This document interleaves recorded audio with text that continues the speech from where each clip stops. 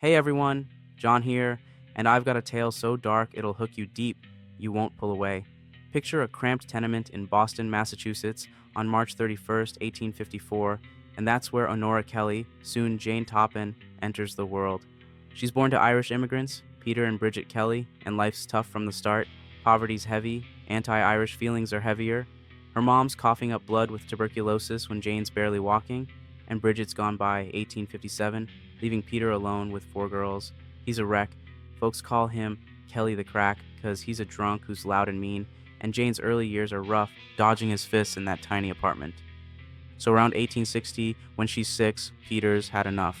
He drags Jane and her sister Delia to the Boston Female Asylum, an orphanage for girls, and drops them off. She's scared, scrappy, and stuck there a couple years, learning to keep quiet and tough it out.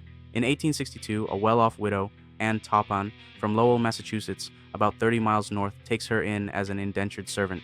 Jane's not adopted, but she grabs the Toppan name to ditch her Irish roots. She's helping with chores in that big Lowell house, and Anne's got a daughter, Elizabeth, who's nice enough. Still, Jane's the outsider, always on the edges.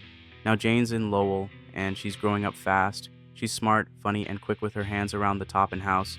Anne's strict but fair, and Elizabeth treats her like a sister sometimes, though Jane's still fetching tea and scrubbing floors.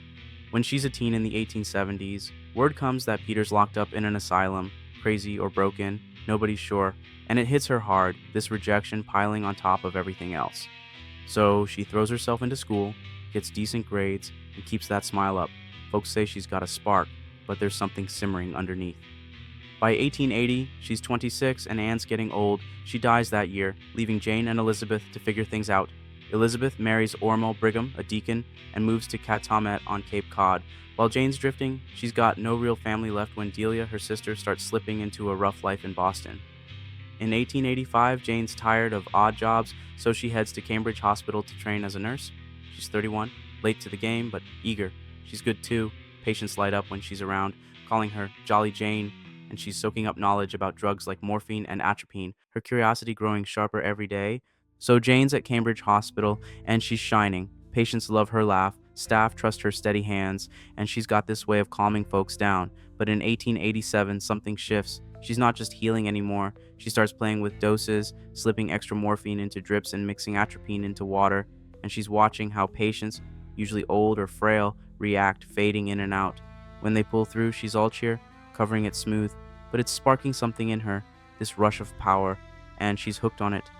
She gets bolder. In 1889, she moves to Massachusetts General Hospital in Boston, and she's testing limits, dosing folks left and right. Staff notice meds going missing, and when a couple patients slip away too fast, they boot her in 1890. No charges, just whispers. So she slides back to Cambridge, and now she's sharper, still no license, but doctors back her anyway. She's doing private nursing, hopping homes in eastern Massachusetts, and in 1895 she crosses a line, starts with her landlords, Israel and Lovely Dunham, in Cambridge. She uses strychnine, slow and cruel, and they're gone by 1897, passed off as age. Now Jane's rolling, late 1890s, and she's a shadow moving through Massachusetts from Cambridge to Lowell. In 1899, she's on vacation in Katamet, and Elizabeth invites her to stay. Elizabeth is feeling off, so Jane suggests a picnic, corned beef, taffy, and water laced with strychnine. They're on the beach, and Jane holds her close as she chokes. Later says it felt good watching her struggle. When Elizabeth's gone, Jane sticks with Ormo, and the housekeeper Edna Bannister dies in 3 days. Same poison. She's after Ormo's heart, but he's not falling for it, so she doses him too. Nurses him back when it fails. He's fed up, kicks her out, and Jane fakes a morphine overdose. Ends up in the hospital, playing the pity card. By 1901, she's caring for the Davis family in Bourne, near Katamet. She's laid on rent for their cottage, and when Maddie Davis comes to Cambridge to collect, Jane slips her morphine and atropine. Maddie's dead by July 4th, and Jane moves in with Alden, starting a spree.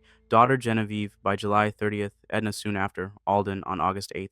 All poisoned, all quiet. So Jane's in Bourne, and she's relentless. She's taken out Maddie, Genevieve, and Alden Davis in weeks. When Alden's other daughter, Minnie, comes sniffing around on August 13th, 1901, Jane doesn't hesitate. She doses her too, and Minnie's gone fast. The Davis family's reeling, and folks in Katamet are talking. 4 deaths in a row's no coincidence. So Alden's son-in-law, Captain Paul Gibbs, pushes for answers, and they order a tox exam in Barnstable County. Morphine and atropine light it up. Jane's still there smiling, but the net's closing. She's under watch now. She's bold, though, tries to charm her way out, and when that flops, she's cool as ever.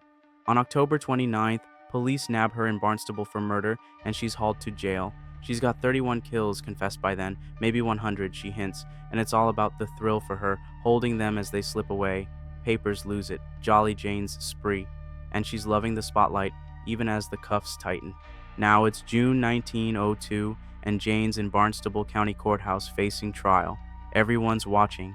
She confesses to 31 murders, teases over 100, and says it's all for the rush, control, watching life fade.